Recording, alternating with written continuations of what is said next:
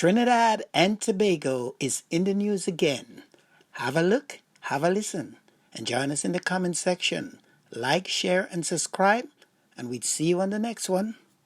Tonight, I want to explain a small country. Hello and welcome to TimesXP. I am Dhritiyatri, and we are going to talk about a small country that could become the biggest loser in the US-Venezuela conflict. Trinidad and Tobago. Just 1.4 million people. Two small islands, tiny in size, but one of the most important energy hubs in the Caribbean. And here's the problem. If America and Venezuela go into a direct war, Trinidad and Tobago is stuck in the middle of the power struggle that it cannot survive. Let me break this down for you. Two islands, a population of just 1.4 million people, as I just said. Most Indians in India don't even realize this country has one of the biggest Indo-Caribbean population. Almost 40% of the population is of Indian origin. Yes, Trinidad was once a British colony. It gained independence in 1962. Its wealth for decades came from oil and natural gas, and today almost 40% of their entire government income is from energy.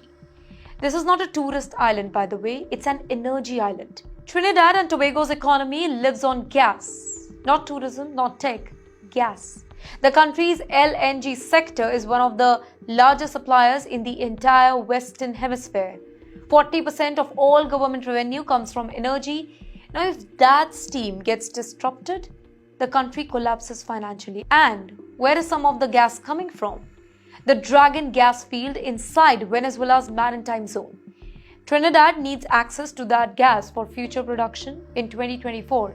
The energy giant Shell and Trinidad's LGC were negotiating with Venezuela to unlock that particular field after the US eased the sanction. But now, war clouds. Trump has deployed 10,000 troops, warships, special forces to the Caribbean. Russia has now inserted military aircraft into Venezuela. The Caribbean all of a sudden looks like a Middle East. Yes, small islands surrounded by superpower weapon. And Trinidad is right there, trapped between Venezuelan territorial water and American military assets. You know, if conflict explodes here, gas deal freezed. Investment stops, companies panic, LNG terminals slow down.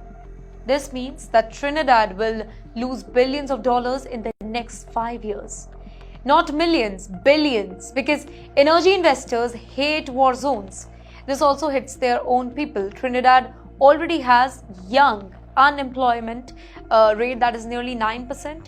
It has inflation above 4.7%. If the gas sector gets hit, that number jumps into double digits immediately. And once the jobs are gone, crime rises, immigration rises, social tensions explodes. Also, there is a second danger here. Venezuela already hosts one of the world's deepest pro-Russian network. If war erupts, Russian and maybe, just maybe, Iranian assets also, they can use Venezuelan ports and airstrikes. United States military assets will respond from nearby Caribbean water. And guess who is sitting right in the middle of this two-sided geographical war? Trinidad and Tobago.